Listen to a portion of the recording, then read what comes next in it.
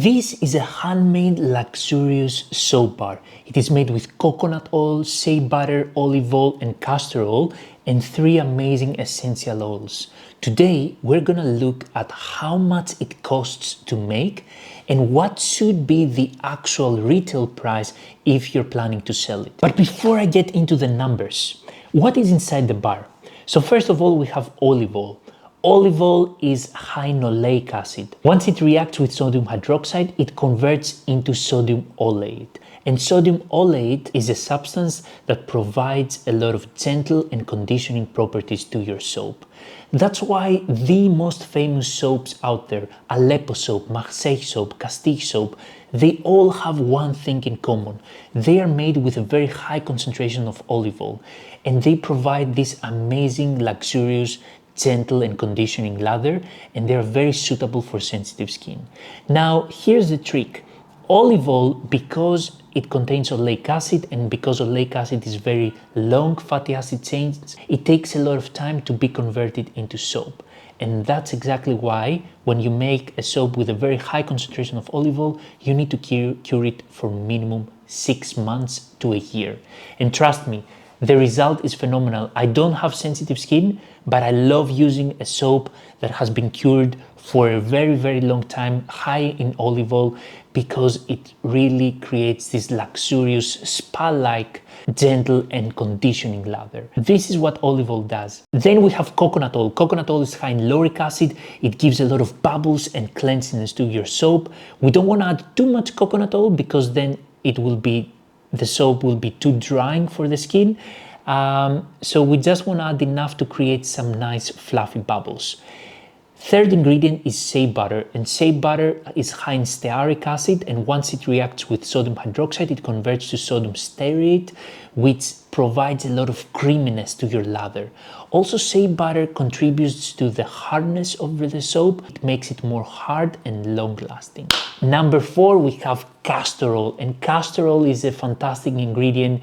You only add very, very little, because if you add too much, your soap might get a bit sticky, because castor oil is high in ricinoleic acid.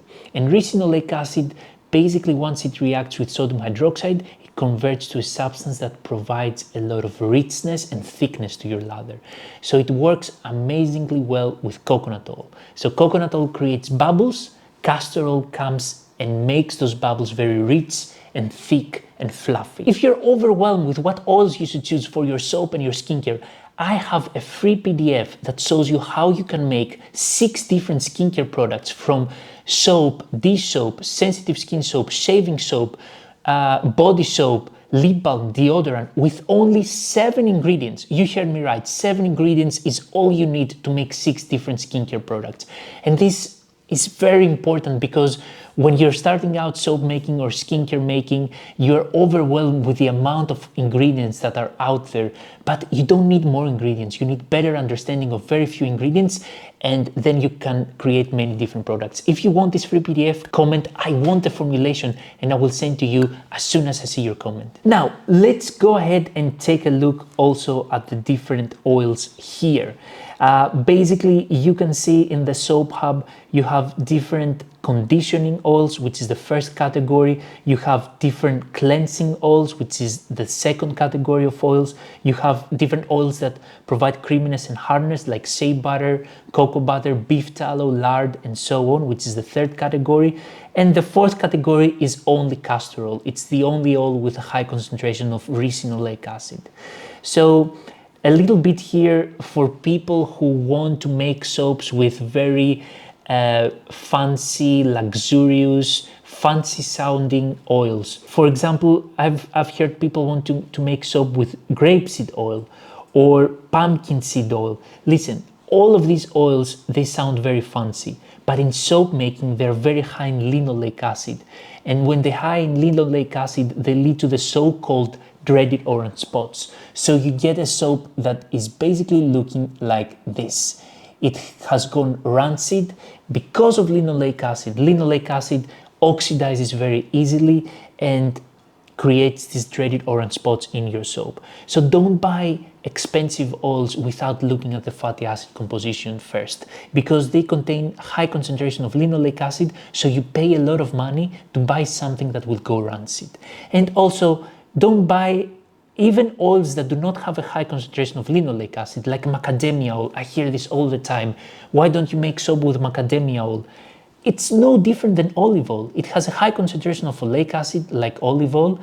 It's triple the price of olive oil, and honestly, yes, macadamia oil might contain some nutrients, antioxidants, vitamins that olive oil does not contain. But guess what? All of these vitamins and antioxidants cannot survive saponification.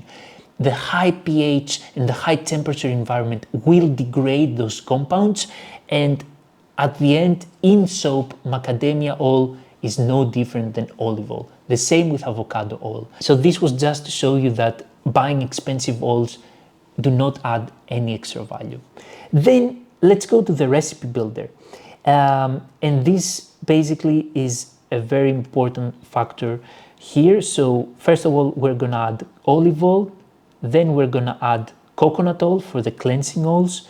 For the oils that add creaminess, we're gonna add shea butter, and for the fourth category, lather boost, we're gonna add castor oil.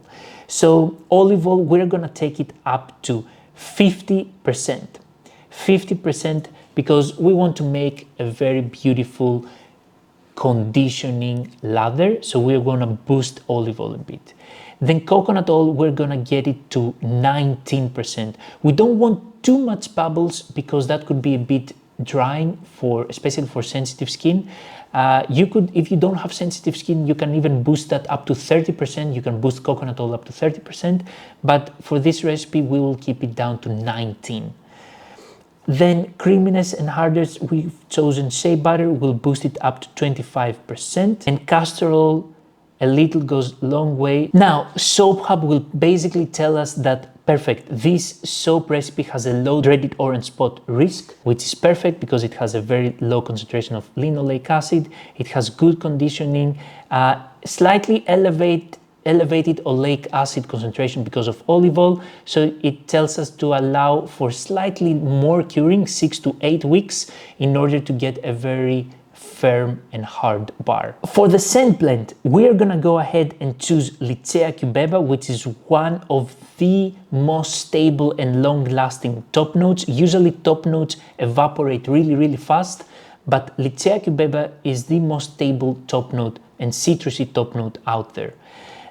Then we're gonna use a bit of lavender that blends very well with Lychea cubeba, and then we're gonna use patchouli essential oil to make our essential oil blend more long lasting. If we don't add patchouli, your soap will not smell after 3-4 weeks. The scent will basically fade away completely. So we add patchouli essential oil to make it more long lasting, and we go up to 30%. Cool, blend complete. It says here that we have good anchoring, but it says also that we have a higher chance of trace acceleration because of the Lychea cubeba.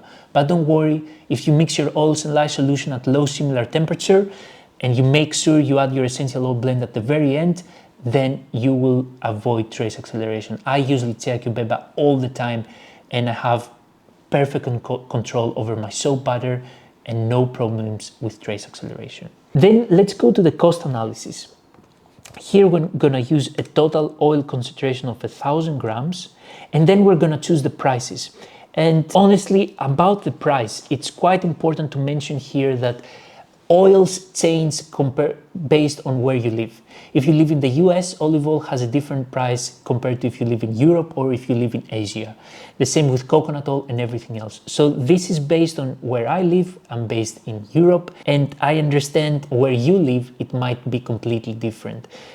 So of course, this is based on my own prices. So olive oil, it's basically the price here is $5.2 per lb. Coconut oil is around $5.9 per lb. Then we have shea butter, which is basically around $6 per lb. Instead of shea butter, you can also use beef tallow, which is basically, if you render it yourself, it's basically free, so it's very cheap. But for this recipe, we're just using shea butter. And for shea butter, I like to use refined shea butter because I want to avoid the scent of unrefined shea butter, which can be very earthy and it can overpower our fragrance and our essential oil blend. And castor oil, we're gonna leave it at $6 per lb. Then we have our sodium hydroxide, which is around $5.2 per lb. And then we have our essential oils. And here again, essential oils can vary quite a bit depending on your supplier. But basically patchouli is around $28 per 100 grams. Lavender is about $12 per 100 grams. And Lychea cubeba is around $23 per 100 grams. Then packaging, of course, we want to add $0.6 per bar for packaging, especially if you're planning to sell it. And we're also adding a $2 per batch for colorants or additives. For example, if you're making this soap right here, you can see it has turmeric. Of course, turmeric does not cost $2, it costs way less. But in case you want to add something extra, I'll just set it at $2, which is quite a lot actually. The total batch cost is gonna be $27, and with that we can make around 9 bars of around 120 and 130 grams after curing. So the cost per bar will be $3 to make a very luxurious handmade soap bar. A typical retail price for soaps like that is around $8 to $10 per soap bar. And you can see here the main cost driver, of course, is the oils, and then it's the scent blend. Essential oils can be expensive, and that's why a lot of people use fragrance oils because they're very cheap, they're very long lasting compared to essential oils. And if you use safe fragrance oils that do not contain any phthalates or parabens, it could be a great option. I like to use a combination of fragrance and essential oils to get both the long-lasting aspect of fragrance oils and to get the natural aspect of essential oils. And plus, fragrance oils will really reduce your cost. So, how much do you have to sell your soap? This includes only your ingredients. It does not include your labor and everything else, your time basically that you put into it. A typical suggestion is to basically sell it at 3 times the price of your cost. So if it costs $3, you could sell it for $9. But here's the problem. You have many other costs like website, photography, and all of that are not included here. And apart from that, a lot of soap makers, including myself, we not only sell soaps through our website, but we sell soaps in other shops and in markets. And when you sell soaps in different stores, they take commission. So your retail price has to be slightly higher, has to be up to $10 or even $11. When I was starting out selling soap, I would basically sell it at a very low price. So I would make an agreement with a store. They would take up to 50% commission, which is huge, 50% commission to sell my soaps. And I would basically sell it at a very low price and I would barely make money per bar. And honestly, that was a big mistake.